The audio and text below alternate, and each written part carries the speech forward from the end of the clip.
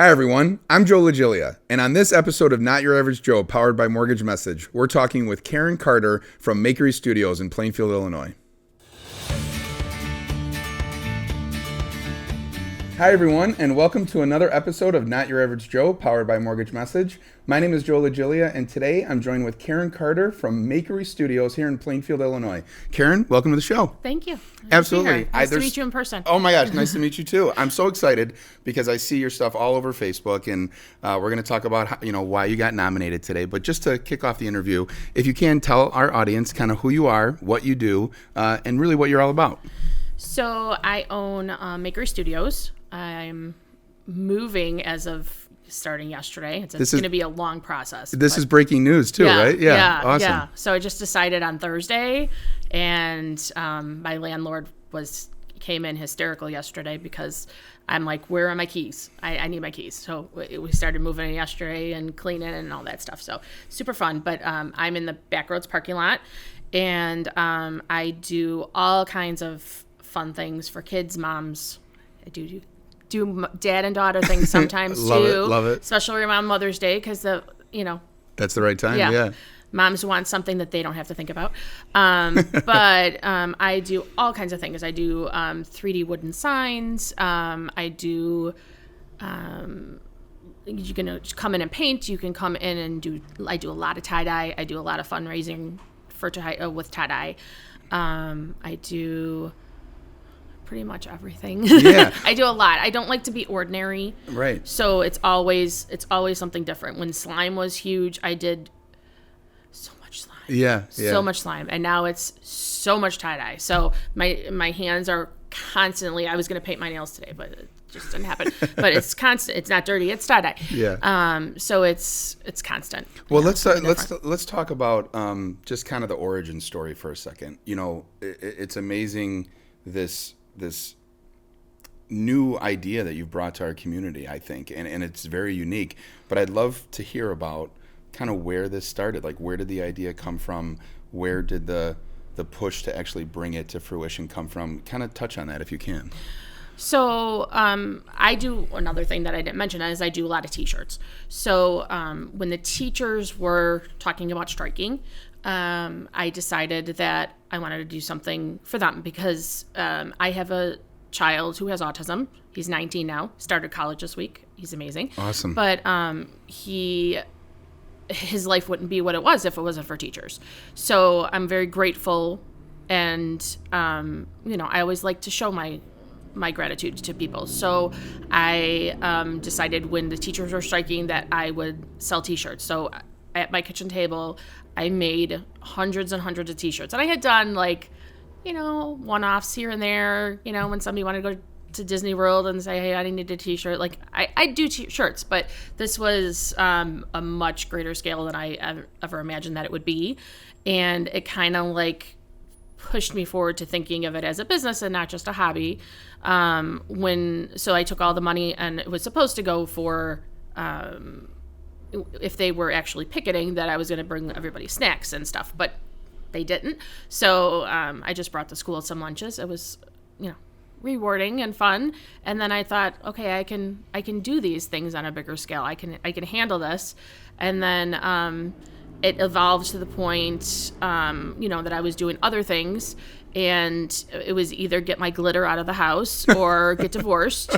And so my husband's probably fourth happiest day. I think it ranks under my kids' births, but above my wedding is when the glitter all left. I love it. So there's still wood in my house because I cut everything at home, but all the glitter is gone, and it has a home now in my studio. So let me kind of dissect this a little bit, because this is fascinating. I know, to me. this is my life needs dissection. It's so cool. It's so cool. So this kind of start with the T-shirt drive for the teachers, which totally makes sense as far as kind of why you've been nominated, by the way, is that you were looking at another group of people who needed help, and you decided to take action. That was circa what year? What year did that start? Oh my goodness. Or when was that moment, so to speak? I want to say that was 2017. 2017, and so possibly, I don't know. Yeah, so hearing what you're saying, this started out of your home, and it lasted from 2017 until when? The fourth happiest day of your husband's life. When did you move to obviously where you're at today? November 2018 is when I got it. Moved into the first studio. Got it. Yeah. So tell me, because I think, and again, I think it's something that I don't want to be missed by our audience, because I think there's a lot of moms and there's a lot of entrepreneurs that have these dreams, have these ideas. What would you say was the difference for you that actually made you bring this dream to reality? In other words, someone who's watching right now that may have an idea like you did, what would you say to that person that's saying, can I do this? Should I do this? Should I not think of all the reasons why I shouldn't do it? What would be a message to them? So I decided to go at this in a way that I was pretty much self-sustained.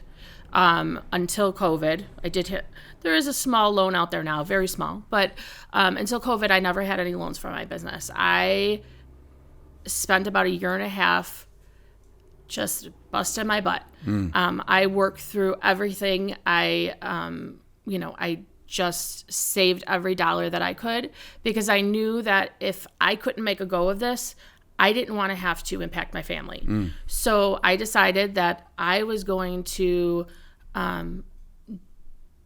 do this and make this a priority in my life. So if I didn't make it a priority in my life, then it would have fallen behind the kids. It would have fallen behind the house. It would have fallen behind everything. So I made it a priority in my life, to an extreme that I would not recommend, because I was doing anything that I could. So I was babysitting to save money, and I don't like disappointing people. So a friend had asked me, "Hey, I'm going away. Can you watch the kids for a few days? When my husband goes to work." I said, "Yeah, no problem." Well, I wasn't feeling so great, so I decided I'll just work through it.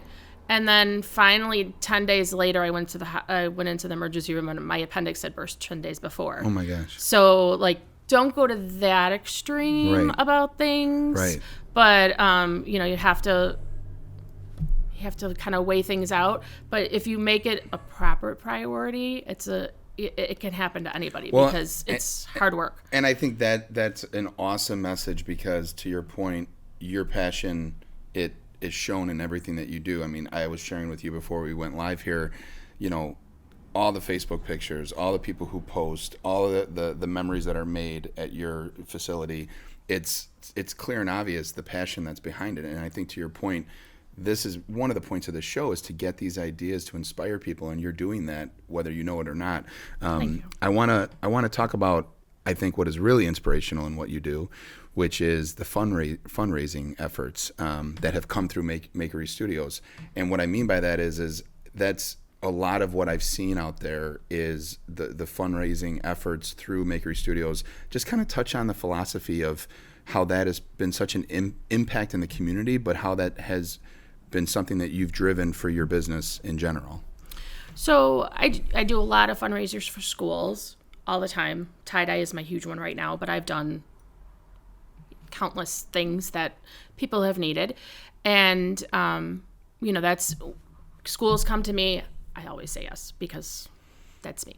But when I see something out there that I believe in, like if I see a kiddo that has cancer, or if I see, there's been a couple of teachers that have touched me personally that have lost their lives in different manners. And those kind of things, when I see those things, I don't wait for somebody to come to me. I reach out to the families, because I don't believe that I should profit off of anybody's hardship. So when I offer to do a fundraiser for somebody, I'm not making a dime. Like, sometimes I lose money. I try not to lose money. But I try to do my very best not to profit off of somebody else. Because one thing that makes me incredibly frustrated is when you go into a grocery store and you see like all the pink things for October, and then you look at the fine print on it, it'll say like 10 cents donated for every yogurt sold. And then you look at the label, and it's if you send back those tops of the little pieces of foil off the yogurt, then they'll donate 10 cents. Right. Well, then that's profiting off of somebody else's hardship, because you're not actually doing it, because who's going to send the foil in? Right. So I don't believe in any of that. Like, I feel like I need to do anything that I can to help others that need it. Yeah. And I feel it comes back. 100% it comes back. And I would rather not pay for any advertising and use that money to help our community and to help individuals or to help people, and it comes back tenfold, because that's just how I prefer to live. Well, and I think it's a topic and it's a conversation that's happening in people's minds, especially coming through this incredible moment in history where, to your point, I think people know that this is a moment that we have to give. Right. But I think people are also conscious of where are those funds going to. And to your point, and we couldn't be more aligned with what you just shared, it just always makes more sense to support local. It just always makes more sense to support your backyard. Exactly. And, I have never gotten a mortgage with Joe. But I know you. Yeah. We've never met before today, but I know you because of what you do in the community. Well, thank you. And it's important to me to be around those people. And it's like, when you see, this pandemic is awful. It's awful, obviously. Yeah. But if you stop and think about the good that came out of it, like if you stop and think about the restaurants that donated an entire day's worth of profits to their employees, if you stop and think about the people that, as little as driving around and beeping your horn for somebody's birthday in front of their house, it's like, I think it's kind of a reset for us. Yeah. And if you think about that, the good parts of it, and I know that's ridiculous to say since we're still in the middle of it and everybody wants it to be over. Why isn't it over? Right. But still, if you think about it, there are good things that came out of it. And it's important to have that reset, I think. I think we were getting too far away from that. Yeah, so powerful. I can't agree with you more. I think we have a choice that we can decide what we want to focus on, and I love what you just focused on there. Yeah. I saw a post recently over at Makery Studios about hiring, and I think I bring that up to kind of segue and transition to. Does anybody need a job? right. No. But it was an awesome post. It's talking about a responsible high schooler that's looking for a great position and things like that. And I bring that up to simply say, when I think about the events that you do, whether it's fundraising or otherwise, private events or what have you, just kind of take us a little bit behind the curtain as far as what goes into that, what type of amount of people are needed to support that, what is the size of the event that you can go up to, what's the minimum size. Just kind of take us behind the curtain. If someone's watching this right now and says, you know what, I love what Karen's saying, I love what this goes to, but I have a few questions as far as how it actually works. Just kind of touch on that. So how many people it takes to support it? It's me. Right. One. Right. But I do have a great friend that has been helping me for a few weeks now. And then I have a wonderful high schooler, but she's a senior and she's wonderful, and I wish she could be there full time, but she's got a very tight swim schedule, so she's only there a few hours a week, and that's going to pay for her college, and I'm not, so right. I just go with what she can give me. But yeah, so it's just me right now. I'm hoping for a couple more, but we'll see. We'll see what happens. I'm actually too busy to return the emails of people who have asked to have an interview. So, one of these days I'll get to them. Yeah. And basically, now with the new space, there's not really a limit with how many people I can have. That's awesome. I have one price for up to 10 kids, and then, we could just add on from there.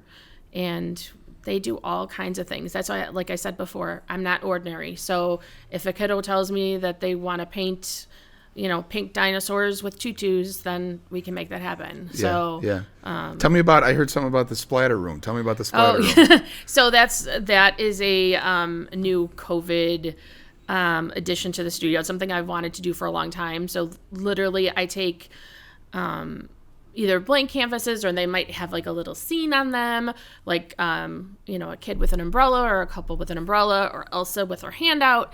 And then you're literally throwing paint at that canvas and getting out all your stress, all your frustration. And, then at the end you have something to take home that's something fun. Yeah, well, it's so cool. And I think, again, just visualizing that, I think it's different. It's something that I think you'll be getting a lot of emails after this interview about. I hope so. Looking to book that. Tell us about something that's coming up. I know with the holidays, there might be something cool to share as far as where you might be or what you might be doing for the holidays coming up here. So the reason I need some help in the studio is that I'm going to be every weekend between Thanksgiving and Christmas, Friday, Saturday, and Sunday at the Kris Kringle Market in Ottawa. So that's going to be fun. I'll have lots of things for sale. And they have a pretty amazing Kris Kringle Market out there, because it's they've got things going on. There might be sleigh rides, or there might be bands, and something different every night. Yeah. So it's going to be fun. I love it. Well, we're going to promote it. We're going to push that out there. Thank you. And Karen, I always am always taken back at these type of stories of, someone that has a vision, has a dream, and pursues it. And I think for all the reasons that you were nominated, for all that you do in the community through fundraising and otherwise, you are a real community hero. Thank you. And so I wanted to share that with you. And I say that to ask the closing question of the interview: who is your hero? I have to say my family, my kids, because, I've been pretty focused on business, and, it was rough getting started, and it's really rough during a pandemic to own a business. I don't know if you know that, Joe. Right. But yeah, it's really rough to own, especially a storefront business, because when you can't open your storefront, so, instead of things slowing down for me, I had to be hyped up behind the scenes, and maybe other people were sitting home and, making soup and baking bread, and I bought the yeast, but there was never a loaf of bread that was made in my house. Right. So it's, they have suffered a little bit, and my husband definitely, has to listen to me cry a little bit sometimes, but he also gets the good things. So I hope it balances out for him. Absolutely. So, well, and I share this with you just because I think sometimes we need to hear it, but there is a lot of people watching, including your kids, and they're seeing how hard mom's working, going after her dreams, and there's no way that doesn't equate to future wins for them, and what's to come. And a lot of people who are watching. So congratulations to you, and thank you. We wish you the best. Well, my daughter called me a queen the other day, so I think that was pretty much the best compliment a 17-year-old can give her mother. So that keeps you going. It keeps me going. Absolutely. Yeah. Well, Karen, thank you for being a guest on the show. Thank you, Joe. Absolutely. And thank you to our audience for tuning in to another episode of Not Your Average Joe, powered by Mortgage Message. We'll see you next week, everyone. Take care.